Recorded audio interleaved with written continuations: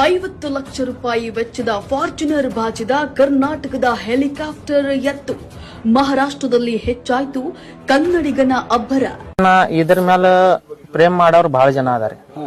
ಒಂದ್ ಲಾಖೋ ಸಂಖ್ಯೆಯಲ್ಲಿ ಹುಡುಗರು ಅದಾವ್ರಿ ಇವ್ರ ಸಂಗಟ್.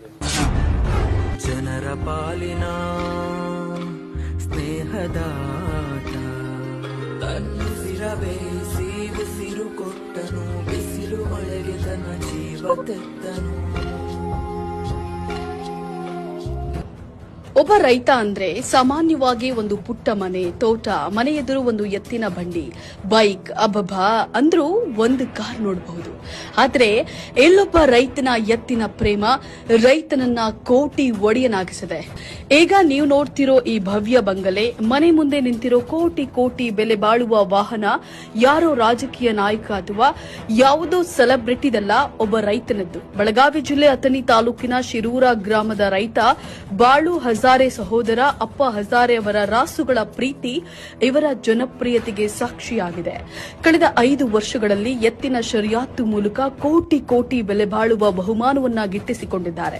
ಮಹಾರಾಷ್ಟ್ರದ ಸಾಂಗ್ಲಿ ಜಿಲ್ಲೆಯಲ್ಲಿ ಮೊನ್ನೆ ನಡೆದ ಜೋಡೆತ್ತಿನ ಗಾಡಿ ಶರಿಯಾತು ಸ್ಪರ್ಧೆಯಲ್ಲಿ ಪ್ರಥಮ ಕ್ರಮಾಂಕ ಗಳಿಸುವ ಮೂಲಕ 50 ಲಕ್ಷದ ಫಾರ್ಚುನರ್ ಗೆದ್ದು ಕನ್ನಡಕ್ಕೆ ಕೀರ್ತಿಯನ್ನ ತಂದಿದೆ. ಕೋಟಿ ಬೆಲೆ ಬಾಳುವ ವಾಹನ, ಚಿನ್ನ, ಹೀಗೆ ರಾಶಿ ರಾಶಿ ಬಹುಮಾನಗಳನ್ನ ತನ್ನ ಮುಡಿಗೇರಿಸಿಕೊಂಡು ಗಮನ ಸೆಳೆದಿದೆ. उमेश कोडी, UK9 चिकोडी. बैलाच आमच्या वडिलापासून बैल आहे तीच परत शर्तीचा ना दादाला होता. दादा बघते दादा नादा ह्या बैलांच का म्हणा असलं 1-2-2.5 कोटी रुपये.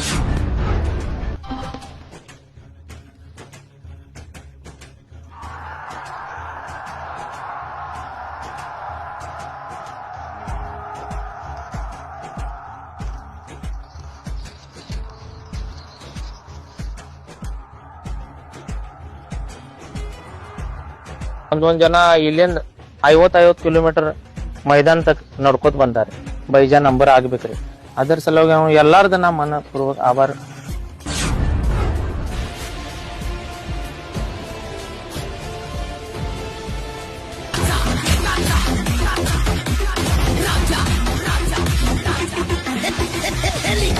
आम्ही 2 दिवसात बोलवून घेऊन त्यांचा हे सत्कार वगैरे करणार आहे.